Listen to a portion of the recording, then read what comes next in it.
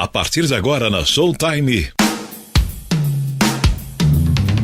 Alcel Pro Saúde. Alcel.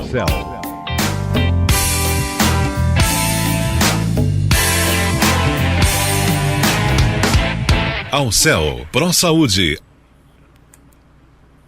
Faz o Det. Vamos lá. Pode começar. Exatamente 12:03. Agora, Alcel Pro Saúde, sempre com você. E hoje nós vamos apresentar o professor Raul Maranhão, nosso entrevistado de hoje, que é um grande médico, graduado em medicina pela Universidade de Brasília, com residência em clínica médica e endocrinologia pelo Hospital das Clínicas da Faculdade de Medicina da USP, doutorado em Ciências, Fisiologia Geral pelo Instituto de Ciências Biomédicas, também da USP, tem pós-doutorado pelo Biophysics Institute de Boston University Medical School e foi professor visitante do Departamento de Genética Molecular daquela universidade em 1990. Tem livre docência pela FCF USP na área de bioquímica clínica. Atualmente é professor titular da Faculdade de Ciências Farmacêuticas da USP e dirige o Laboratório de Metabolismo de Ciências de Lípides do Instituto do Coração, do INCOR, do Hospital das Clínicas da Faculdade de Medicina da USP. Suas principais linhas de pesquisa estão relacionadas com o metabolismo de lipoproteínas e o uso de nanopartículas para veiculação de fármacos para o tratamento de doenças degenerativas, como câncer e doenças cardiovasculares. Então é sobre isso que nós vamos falar hoje. Ele é um grande pesquisador, um cientista premiado, reconhecido. O Brasil teve o seu nome elevado através do Dr. Raul Maranhão por essas descobertas de certas... Nós vamos falar com ele direitinho para vocês entenderem o que são essas lipoproteínas e o uso das nanopartículas. E é muito importante, é muito interessante e uma forma de amenizar também a quimioterapia para não cair cabelos, essa coisa toda. Então, o Dr. Raul Maranhão é uma grande expressão e hoje nós temos a grande honra de falar com ele. Boa tarde, Dr. Raul Maranhão. Boa tarde, Zildete. A honra é toda minha. Muito obrigado pela apresentação. E boa tarde aos seus ouvintes. Mas o que nós falamos é a real, né, doutor? Então nós temos que realmente dar muito mais valor do que apenas essas palavras, porque o seu empenho, a sua vida dedicada a essa parte da medicina, a esse segmento, a essa área, é de uma importância muito relevante. É uma coisa assim que acho que nós deveríamos agradecê-lo todos os dias da nossa vida e eu sei que ainda não terminaram as pesquisas. Mas vamos contar para os nossos ouvintes o que são as nanopartículas e o metabolismo das lipoproteínas. Bom, hoje em dia se fala muito e tomou um grande corpo em medicina a nanotecnologia aplicada à medicina. E o nosso trabalho foi pioneiro na época. Na época não se usava, era praticamente restrito à física e à química, o termo nanotecnologia. E nosso trabalho foi a primeira demonstração de que se poderiam concentrar partículas sólidas, muito pequenas, na dimensão nano, e em tumores. E com isso a possibilidade de se colocar os quimioterápicos anticâncer na partícula, injetar na circulação e concentrar então os quimioterápicos no tumor. Tá? Essa realmente foi uma possibilidade, um horizonte que se abriu, foi um trabalho bem pioneiro na época e que abriu possibilidades muito grandes de aplicações. Esse seria um olhar nano, né? Esse olhar nano seria olhar para partículas muito pequenas das patologias. A tecnologia de se fabricar partículas que só podem ser vistas na microscopia eletrônica. Essas partículas, na verdade, elas imitam as partículas do LDL colesterol. A LDL é uma partícula, então, muito pequena, que transporta a maior parte do colesterol que se tem na circulação. E se sabe então que esse colesterol, quando está numa concentração, numa quantidade maior na circulação, ele provoca as doenças cardíacas, provoca a aterosclerose, o infarto agudo de miocárdio, por exemplo, e várias doenças cardiovasculares decorrentes da aterosclerose. E, na verdade, o que nós fizemos então foi imitar, fazer artificialmente essa partícula no laboratório. E, ao injetarmos na circulação, a gente via que essas partículas são captadas pela célula usando receptores que ficam bem na superfície da célula, que a partícula se liga a eles e entra na célula. Olha, esses receptores estão muito aumentados na célula do câncer, na célula neoplásica. Por quê? Porque essas células se dividem muito mais rapidamente. E para isso elas precisam de lípidos, como colesterol ou chamados fosfolípidos, para se dividir de uma maneira muito acelerada. Toda a membrana celular é formada desses lípidos. Então, a LDL dá os tijolos para a construção da membrana. Então, só recapitulando, a gente faz essa partícula que parece com a LDL colesterol. A LDL colesterol é captada por receptores na superfície das células. A célula normal tem muito poucos receptores, mas a célula neoplásica cancerosa tem muito mais, e com isso a partícula se liga e entra com muito maior quantidade na célula neoplásica, na célula cancerosa, do que na célula normal. E acontece uma imagem desde o diagnóstico para se fazer uma triagem, isso facilita, não é? Exatamente. A gente marcou, então, já numa fase posterior, passados os experimentos com animais, a gente marcava essa partícula com radioisótopos que são capazes de gerar imagem de medicina nuclear. Então, a gente injetava, por exemplo, em pacientes com câncer de mama, e a gente via nas imagens que a partícula estava se concentrando não só no tumor de mama, quanto nas metástases do tumor, as metástases à distância, como nos ossos, por exemplo. O câncer sendo detectado através desse diagnóstico com as nanotecnologias, ele evita, não é, doutor, que milhares de células se proliferem e até entrem nessa metástase. Não, existem possibilidades de usar isso como um instrumento diagnóstico. Mas, inclusive, uma das patentes que foram tiradas na época no Departamento de Comércio dos Estados Unidos era justamente também voltada ao diagnóstico, a fazer imagem, etc. Mas nós não perseguimos muito essa linha, nós fomos para o lado de tratamento. Então, o que acontece no tratamento do câncer? Esses quimioterápicos eles têm uma grande toxicidade. Então, um problema bem importante, um dos maiores da quimioterapia do câncer, é que essa toxicidade é muito grande desses agentes. E, inclusive, então é clássico a queda de cabelo, a alopecia, e pelo seu aspecto psicológico, principalmente se tratando do sexo feminino. Mas isso é até uma coisa menor diante de outras toxicidades. Sim. Que são, basicamente, a diminuição das defesas do organismo, já que são deprimidas as células, como os linfócitos, que defendem o organismo contra as infecções, de um lado.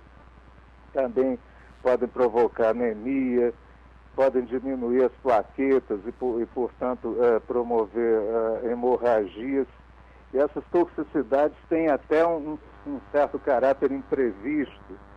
e, frequentemente, elas podem realmente agredir muitos pacientes, e os pacientes muito idosos, ou pacientes que estejam muito esfoliados, eles podem, então, sofrer muito mais com a quimioterapia, quando é feito um diagnóstico, ou então na sequência de tratamento deles, e a quimioterapia fica até proibida nesses pacientes pela grande ameaça que ela pode representar. E, entendi. A nanopartícula é exatamente o quê? É um óxido? Como? A nanopartícula, ela vem a ser exatamente o quê? Não, então vamos descrevê-la. Nós já vimos então que elas parecem com a LDL que transporta o colesterol na circulação. Então, quando você tem aumento de colesterol, você tem aumento grande do número de partículas de LDL na circulação. Você imagina, a gente tem 4 trilhões de partículas dessas circulando no corpo. Sim. De que são compostas essas partículas? De colesterol, principalmente, e de fosfolípidos também. Seguramente você já ouviu falar de lecitina, que é um fosfolípide muito dos mais abundantes, ou mais abundante na alimentação, por exemplo. E então, é um envoltório de fosfolípidos e no centro, basicamente, colesterol. E tem uma grande proteína, que é a chamada ApoB, e essa proteína se liga ao receptor que a gente estava falando. Nós fazíamos essa partícula... Dá para ver então, por tomografia computadorizada? Como? Dá para ver através de ressonância magnética, de tomografia computadorizada? Não, para visualizar essas partículas é preciso técnicas de microscopia eletrônica. Sei, mas e quando faz o exame no paciente, é feito como? Tira alguma parte? Como é feito? Como? Como é feito esse exame na pessoa, no paciente? Não, basicamente o que eu te falava era o seguinte, que o exame, a parte de gerar a imagem, nós fizemos, mas nós não fomos atrás, nós não desenvolvemos esse aspecto da aplicação, tá? Esse exame é feito o seguinte, você pega uma fração das partículas, marca com um radioisótopo, uma substância radioativa chamada TECNESP, por exemplo, é uma das possibilidades, e injeta no paciente, pela veia.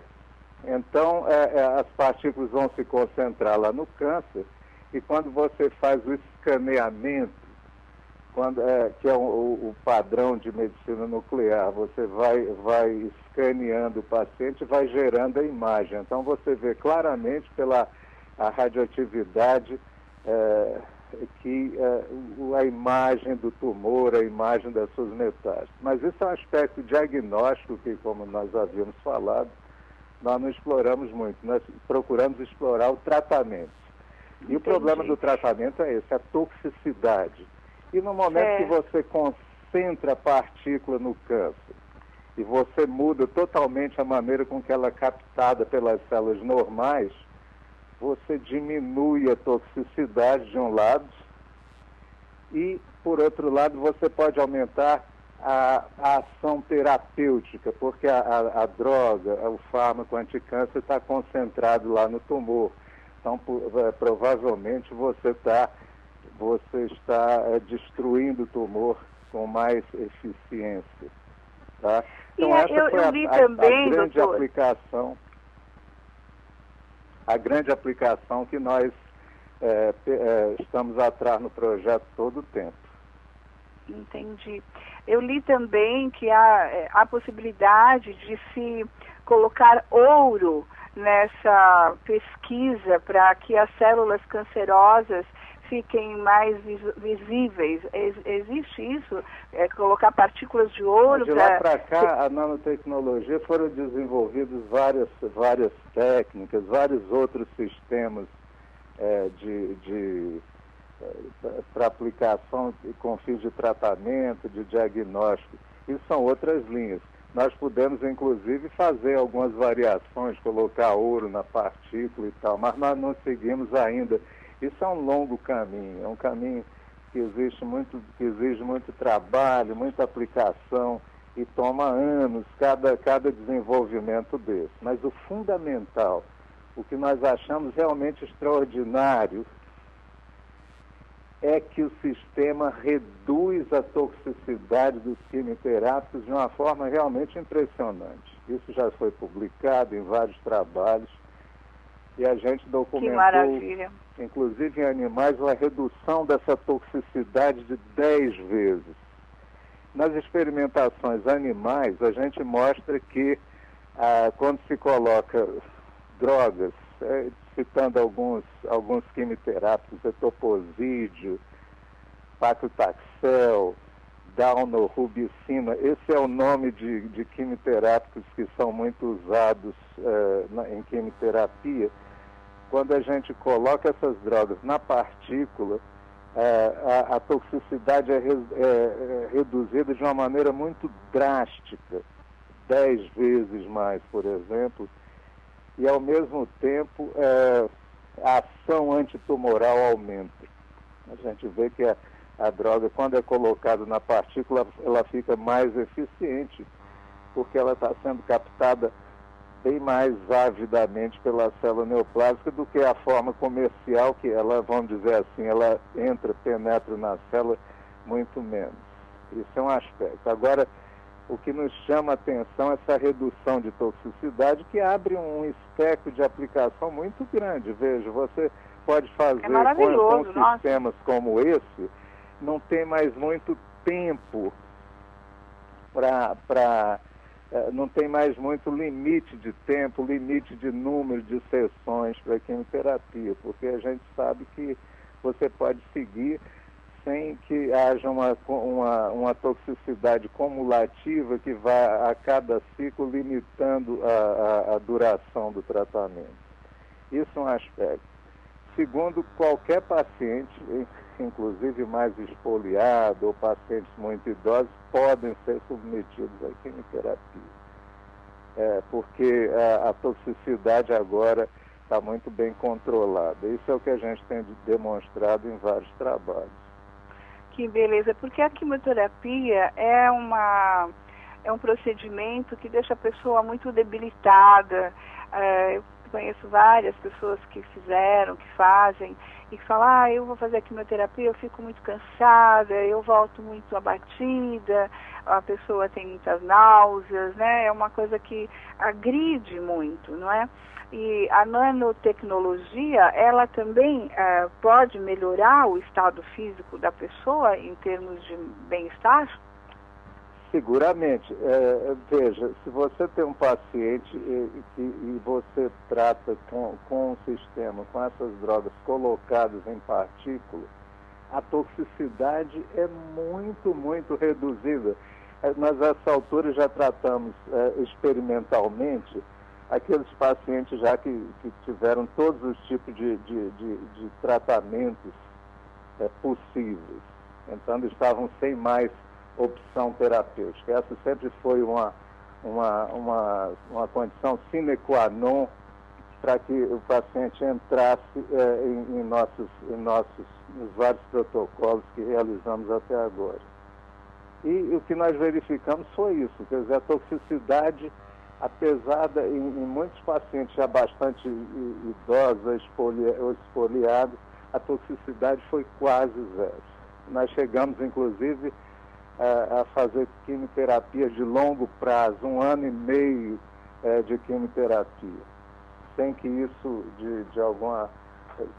abalasse a saúde dos pacientes, o bem-estar dos pacientes. Ou seja, o bem-estar,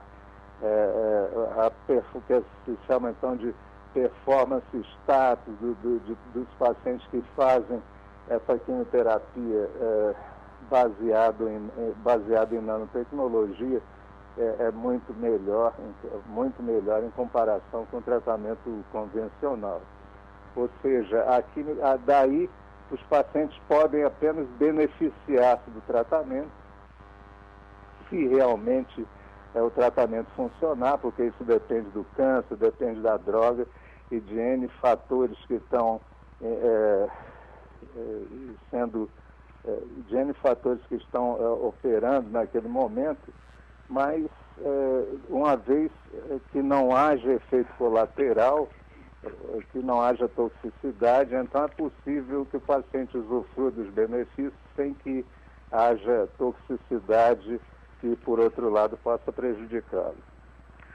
A nanotecnologia é a mesma coisa de nanocarreadores?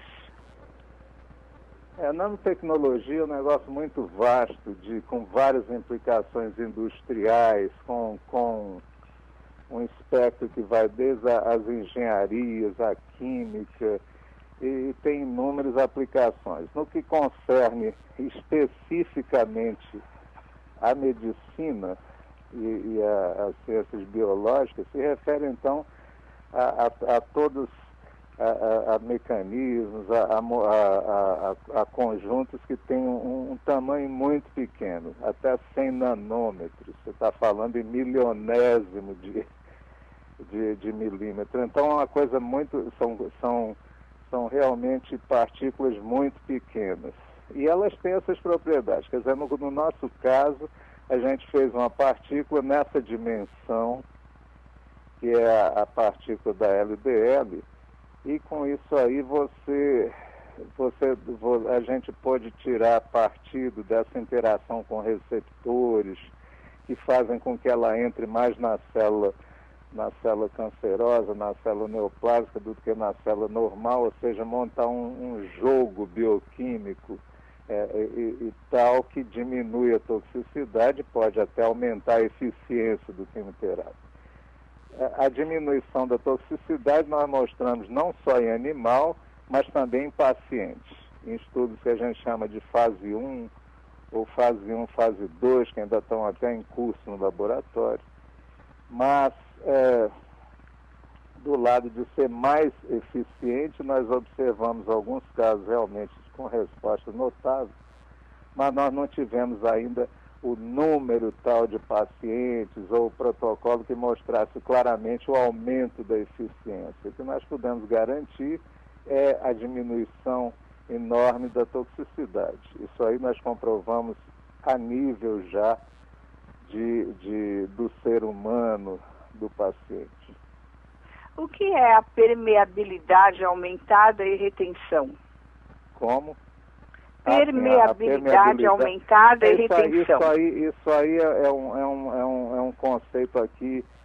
Nós estamos permeabilidade, você pode passar da capacidade das drogas de ultrapassarem a barreira da membrana celular e entrarem no citoplasma, entrarem na célula, tá? A retenção, Entendi. ela ficar na célula, uma determinada droga ficar na célula, ser expulsa da célula. A célula tem inclusive uma bomba que eles chamam de... essa bomba pode funcionar, rejeitar um quimioterápico, expulsá-lo. Pode escapar através dos vasos sanguíneos? Como? Pode escapar através das paredes dos vasos sanguíneos? Não é escapar através das paredes, é a própria célula rejeitar o quimioterápico, que é uma substância estranha, e bombeá-lo para fora da célula, quer dizer, para o meio que circunda a célula, que é o meio intercelular, e para o sangue. Certo? Então, aí ele concentra, né? Esse é um mecanismo de resistência às múltiplas drogas. Ou seja, existem, então, proteínas perto da membrana celular, dentro da célula, que fazem esse bombeamento. Isso é um problema muito sério. Por um lado, é um mecanismo de defesa normal da célula, mas, por outro lado, é um mecanismo que pode se constituir numa defesa da célula doente. Ou seja, ela se torna resistente ao tratamento. Certo. E as nanopartículas, elas também podem ser utilizadas para destruir os tumores, né? Sim, veja, você coloca no interior da partícula uma droga que vai destruir o tumor, um quimioterápico. A partícula entra na célula pelos receptores que nós havíamos nos referido E com isso ela joga para dentro da célula o veneno, o quimioterápico que irá matá-la. É basicamente essa a ideia. Agora, no momento em que ela faz isso, ela diminui muito o aporte do quimioterápico para as células normais, ou seja, o quimioterápico é mais canalizado para as células doentes do que para a célula normal. Isso é um dos mecanismos pelos quais a partícula faz com que a toxicidade diminua. Entendi. A nanopartícula, ela torna o tratamento do câncer mais eficaz, com certeza. Tem um número que possa dar uma ideia de quanto? Uma porcentagem? Não, é difícil falar qualquer coisa em câncer, porque o que acontece? O câncer, na realidade, é um conjunto de várias doenças que têm etiologia, origem diferente, mecanismos diferentes. Cada linhagem neoplásica reage de uma maneira diferente às drogas, ao tratamento. Tudo depende do mecanismo de ação, ou seja, como a droga ataca aquela célula. Então é difícil dizer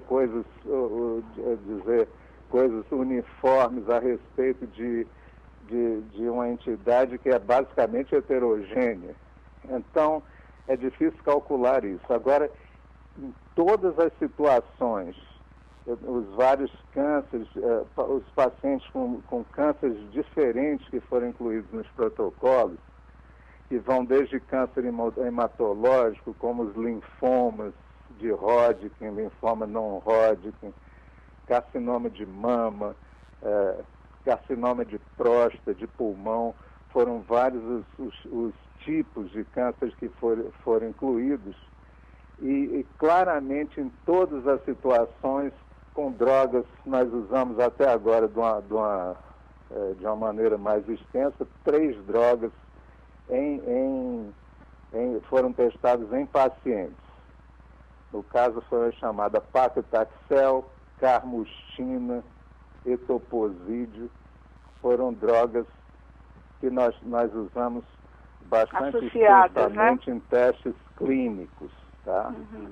Agora, diferentes drogas em diferentes cânceres, a observação foi sempre sistemática, foi isso.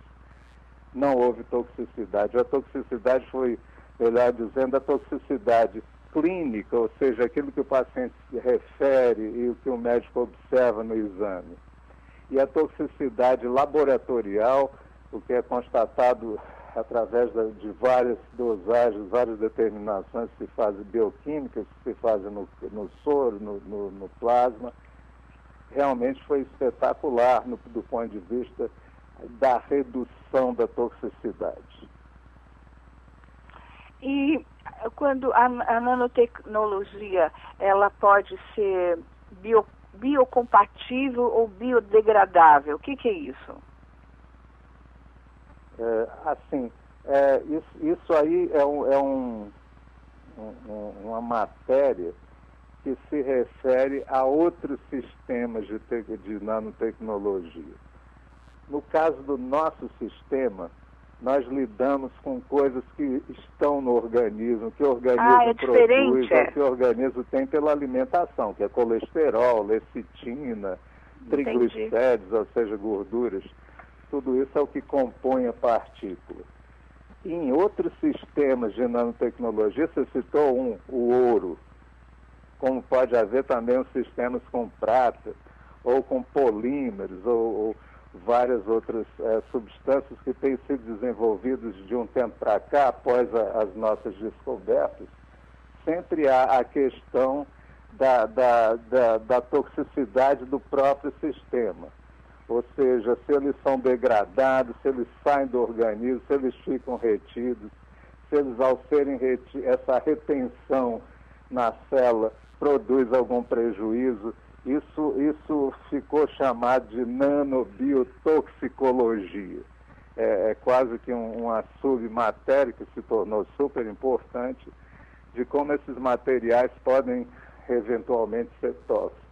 No nosso caso, isso não acontece, porque todos os materiais que são empregados, todo o material que é empregado na construção dessas nanopartículas que a gente usa, que se parecem com a LDL e colesterol, são substâncias que existem naturalmente no organismo, inclusive a própria LDL. Entendi. São muitos os tipos de câncer.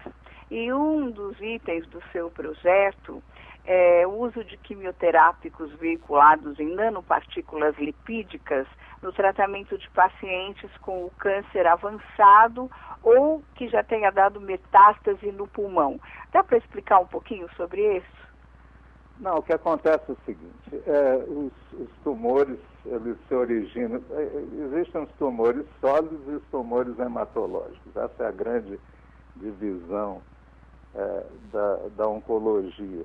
Em relação aos tumores sólidos, em princípio, o tratamento deles é a cirurgia, a radioterapia. A quimioterapia, ela também pode ser usada, como se chama, em adjuvância. Os tumores de mama é frequente então, o médico tratar com quimioterapia inicialmente e depois o paciente ser submetido à cirurgia, à radioterapia.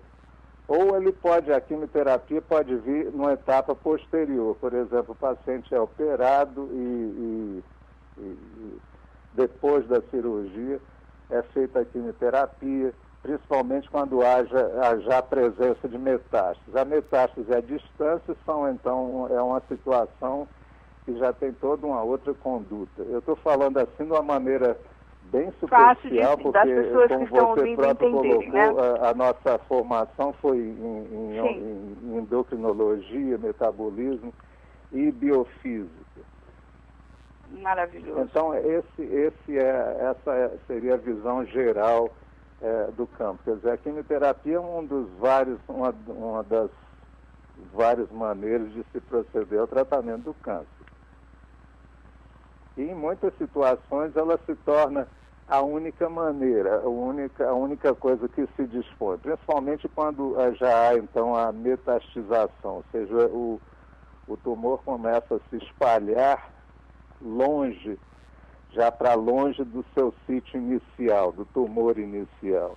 As células vão escapando, elas vão se implantando, primeiro nos linfonodos, que são os sistemas de defesa que tem ali próximo ao tumor, depois elas vão se espalhando no organismo, para o osso, para o pulmão, para o cérebro, para vários sítios. Existe diferença quando ele tem o caráter proliferativo ou inflamatório? Não, são coisas proliferativas e inflamatórias, são processos que acontecem.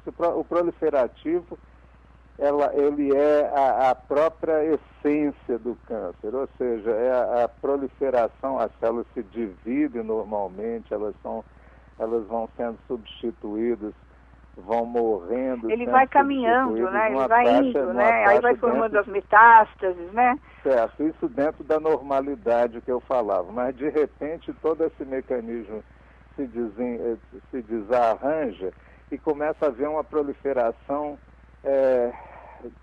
sem controle, tá? Essa proliferação exagerada pode resultar até num processo em tumores benignos. Mas o que caracteriza o tumor maligno é a sua capacidade de metastização, ou seja, aquelas células do tumor vão se deslocando e à distância elas vão formando colônias e novos tumores que vão se expandindo. Já o processo inflamatório, agora, de um tempo para cá, é que se começa cada vez mais a notar a sua importância fundamental em vários processos, inclusive o neoplásico, que está relacionado com a expansão dos tumores, com uma série de coisas. É o sistema imune. Então, o sistema imune, ele tenta combater o câncer, a célula neoplásica, e frequentemente ele é vencido. Inclusive, uma das grandes linhas de pesquisa em oncologia trata de desenvolver mecanismos de defesa dentro do próprio sistema imune da pessoa para combater de uma maneira eficiente o câncer. Você usar o sistema imune para destruir o câncer. E os processos inflamatórios eles surgem em várias circunstâncias. Por exemplo, em cardiologia, de um tempo para cá, eu colocaria mais como 1980, por aí, começou-se a observar de uma maneira crescente a importância do processo inflamatório para desenvolver aquelas placas de ateroma, de aterosclerose, que obstruem as artérias. Que fica na parede também das veias, né? Eu falo uma linguagem mais popular, porque para o nosso ouvinte, eu sei que tem muitas pessoas acometidas de câncer que estão nos ouvindo. Eu tenho recebido aqui algumas perguntas, inclusive depois eu vou até fazê-las, mas eu quero que o senhor termine, porque é muito importante a gente saber como que tudo isso fica nas paredes das artérias.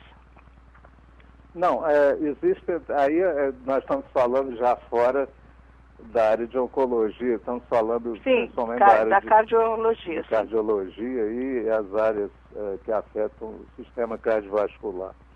Nesse caso, se verificou que a inflamação tem um papel enorme, né, na formação da placa, que vai obstruir as artérias.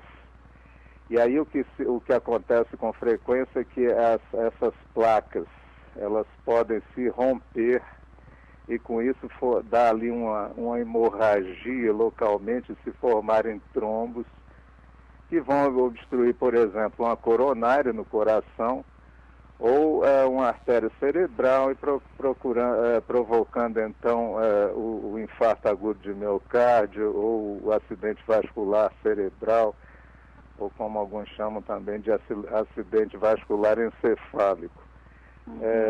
Esse é um processo em que a inflamação tem um papel muito destacado. Isso, inclusive, um desdobramento da nossa linha de pesquisa, que está ainda em princípio. Nós já publicamos vários trabalhos feitos em animais, principalmente em coelhos, mostrando que as mesmas medicações que se usam para tratar o câncer podem ter um papel importante para tratar a aterosclerose. Isso aí é uma linha que agora que nós estamos começando a tratar os primeiros pacientes, mas nas experimentações animais ficaram muito claros esse potencial. Esse também é um trabalho totalmente pioneiro na literatura, em que se usa nanopartículas para transportar drogas que inicialmente eram usadas, ou até hoje são usadas no tratamento do câncer, para tratar doenças, para tratar aterosclerose. Eu vi aqui no projeto a influência do tamanho e composição de partículas lipídicas na sua captação celular e tecidual, né, dos tecidos em modelos animais de ateroscleroses e cânceres. Exatamente. O que acontece? Como eles, na aterosclerose tem duas coisas. Tem um processo proliferativo, as células ali da artéria estimuladas por fatores de crescimento, elas começam a se multiplicar, tem depósito lipídico de colesterol e tem um processo inflamatório que é muito importante para que essas lesões se desenvolvam e se tornem perigosas. Como os quimioterápicos anticâncer, eles são basicamente antiproliferativos, eles têm um potencial para ser usado para tratar a aterosclerose. O que acontece é que essas drogas são muito tóxicas. Com isso é incompatível o seu uso na cardiologia. Ela está restrita, o uso está restrito à oncologia. No entanto, no momento em que você reduz de uma maneira drástica efeitos colaterais, essa toxicidade, você está abrindo todo um novo horizonte para usar drogas que têm uma alta potência no tratamento da aterosclerose. E existe alguma contraindicação? Existe alguma coisa que acontece paralelamente? O que pode acontecer? Não, nós tratamos de um veículo. Nós não desenvolvemos uma droga em si, um fármaco que tem uma ação anticâncer ou uma forma de tratamento. Exato. Nós usamos, então, um veículo para essas drogas. O veículo não tem absolutamente contraindicação nenhuma. Agora, cada caso clínico é um caso clínico. Ele precisa ser estudado de uma maneira muito detalhada, muito consciente. Então, quando usar esse sistema para tratamento, isso ainda não é pauta, porque o sistema não está disseminado ainda na terapêutica, na farmacopeia. Mas é uma estratégia que precisa ser usada com consciência no momento certo, com a indicação certa, com a droga certa que funcione naquela situação. Realmente o que nos impressiona muito é que a complexidade dessa proposta é tal que realmente ela exige muitos anos ainda, como a própria quimioterapia, desde que ela foi implantada, são décadas e décadas de evolução, de descobrimento. Entendi. E no caso de tratamento de pacientes com doenças coronárias crônicas, é indicado, né?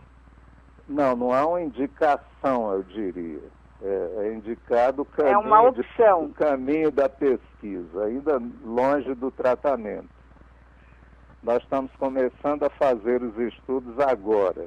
A experimentação animal teve resultados realmente espetaculares. Houve redução de placas em coelho na ordem de 80% ou mais. No entanto, essa passagem para o ser humano é muito complexa. Isso não quer dizer que o tratamento tenha o mesmo efeito no ser humano.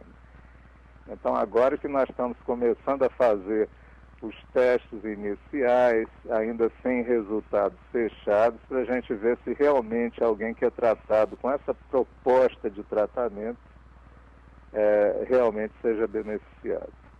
Agora, o fato é o seguinte, como há uma redução tão drástica da toxicidade, isso nós constatamos não foi só no câncer, né?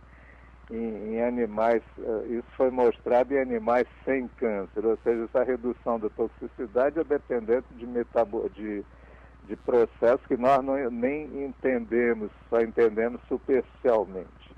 Mas o fato é que em várias outras doenças é possível se colocar drogas que tenham uma ação antiproliferativa ou anti-inflamatória e aumentar a sua capacidade, a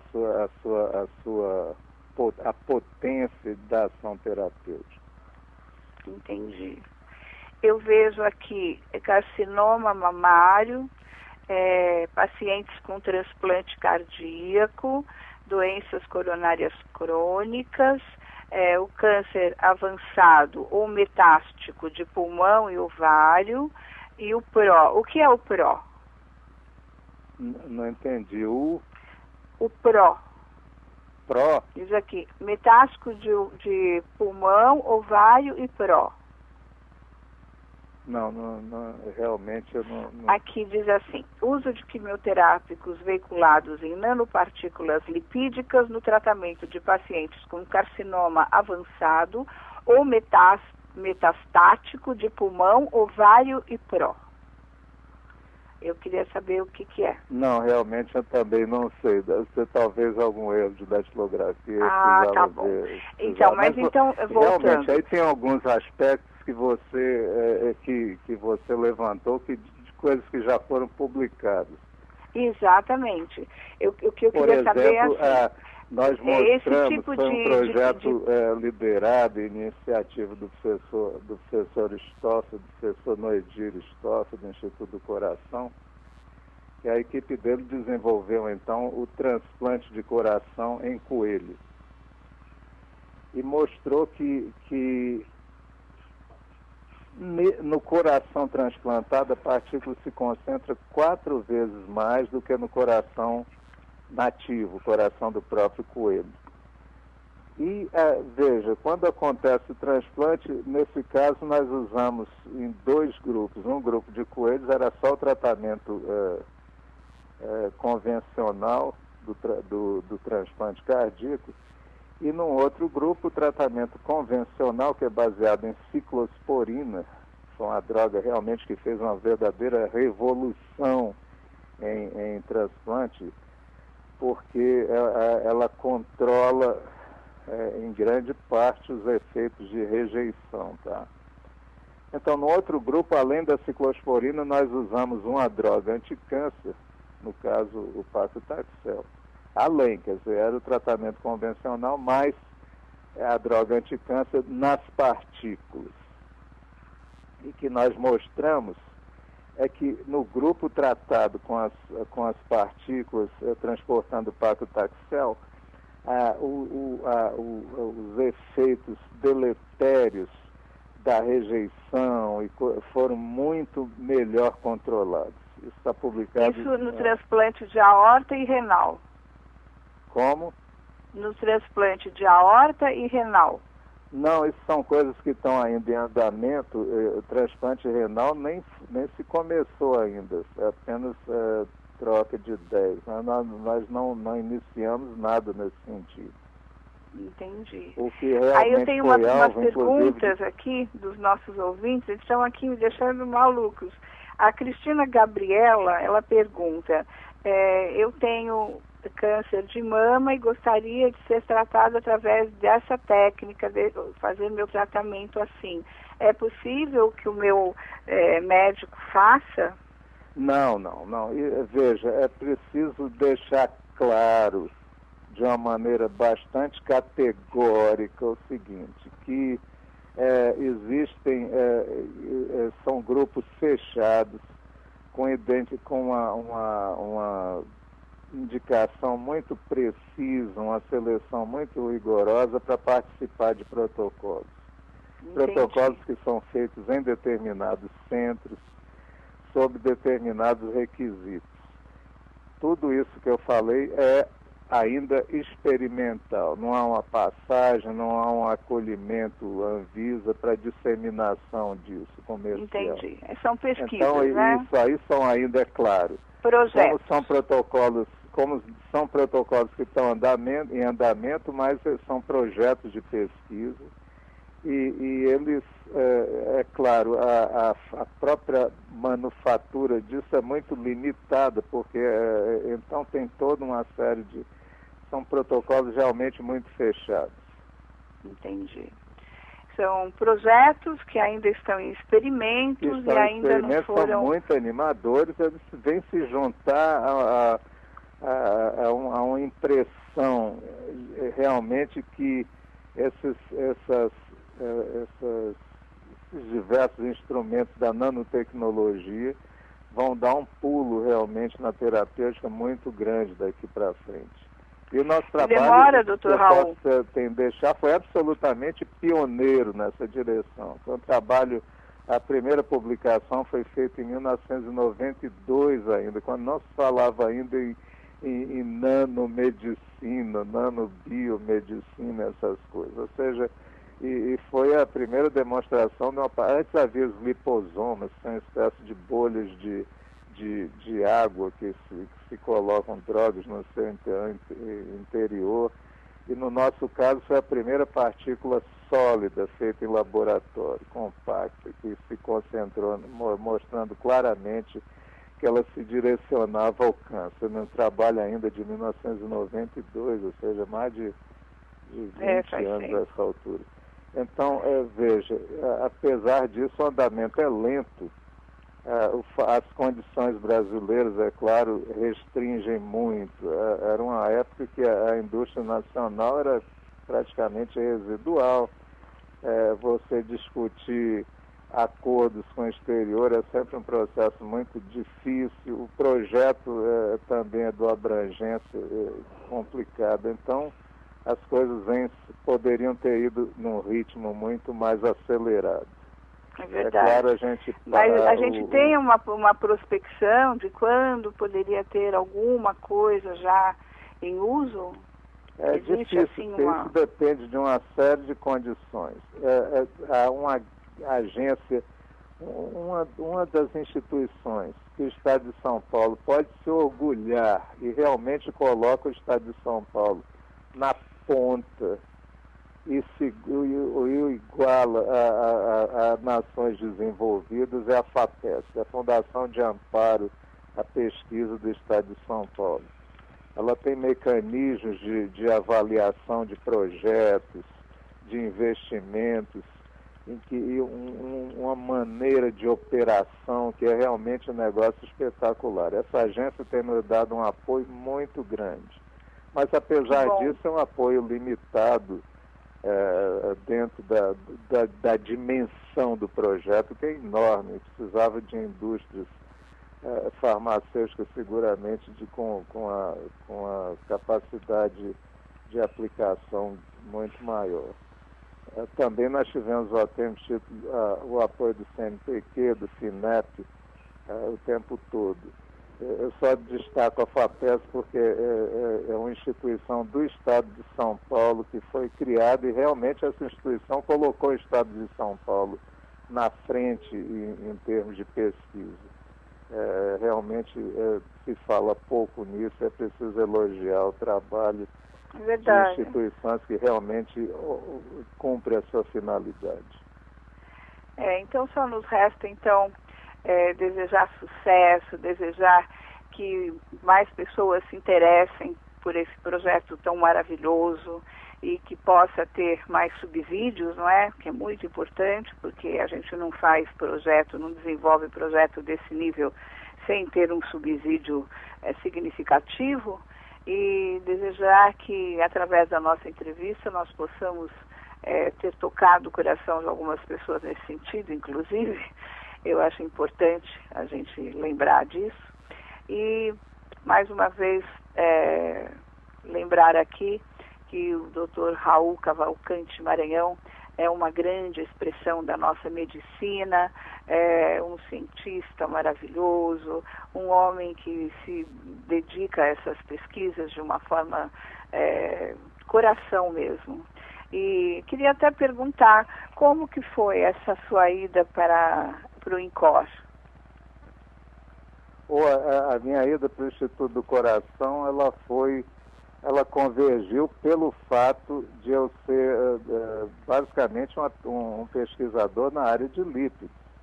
Sim. E a área de lípidos é fundamental, tem muita importância para a cardiologia devido à hipercolesterolemia, às dislipidemias, que é a baixa do colesterol bom, a alta do colesterol ruim. São todos esses assuntos que estão focados na minha formação de base, em biofísica, em endócrino. Foi isso que motivou o professor Fulvio Pilege, na época, de me contratar para o Instituto. E logo depois eu fui contratado pela Faculdade de Farmácia, que também me deu um embasamento, uma linha muito interessante. Foi uma junção de duas instituições da Universidade de São Paulo, de duas partes, de duas divisões da Universidade de São Paulo, que no meu caso funcionaram de uma maneira muito sinérgica. Mas o nosso laboratório está instalado no Instituto do Coração. A Fundação Zerbini tem nos dado um apoio extraordinário ao longo dos anos, sem o qual seria realmente impossível. Você imagina um projeto dessa dimensão,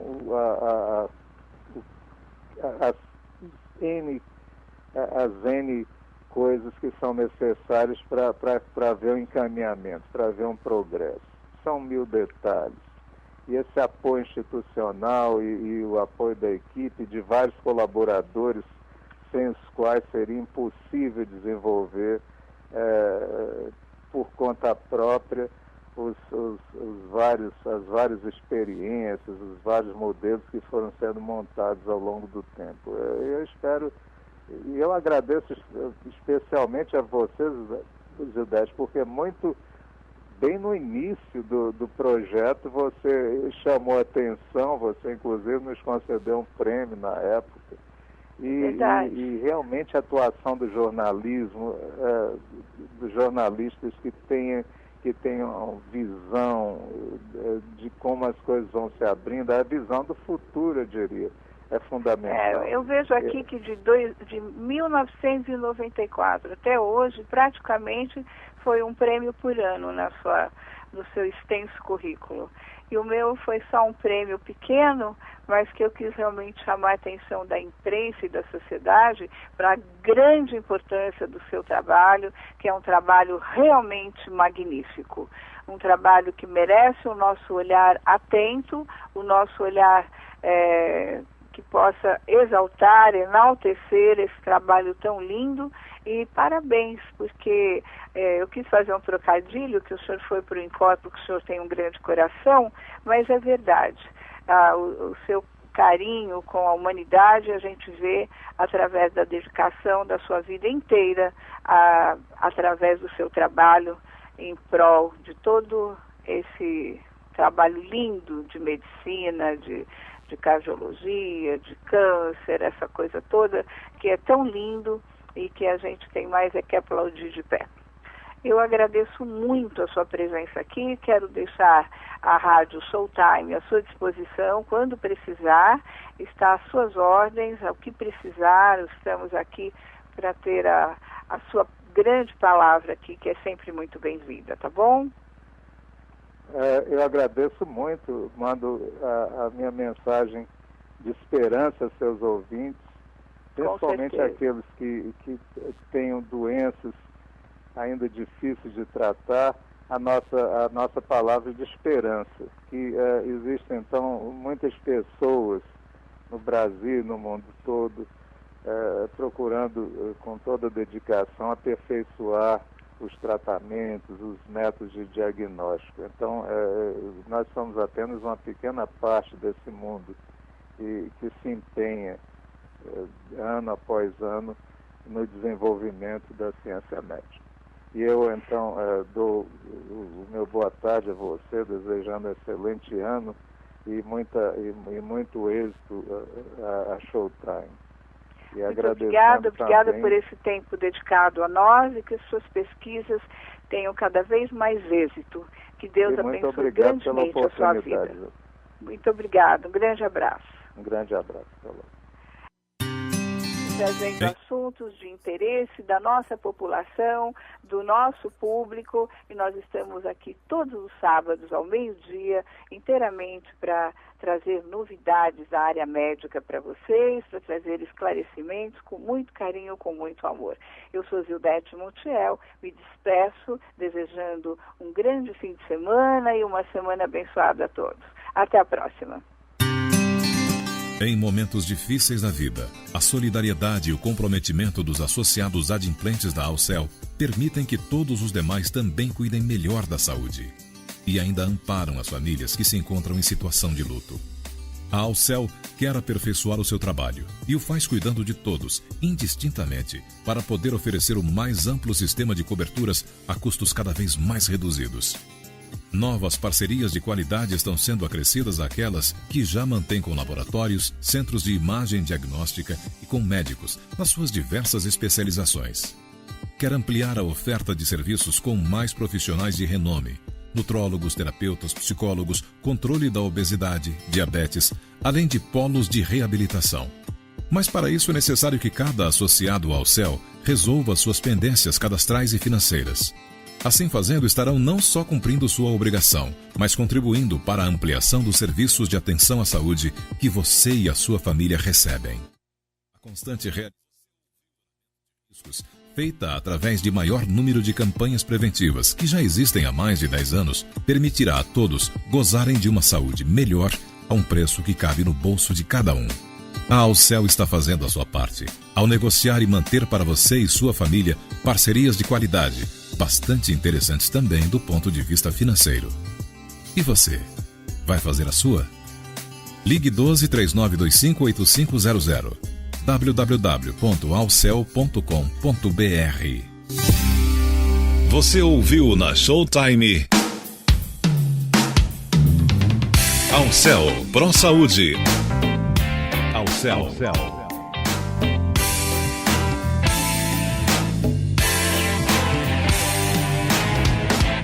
Alcel Pro Saúde.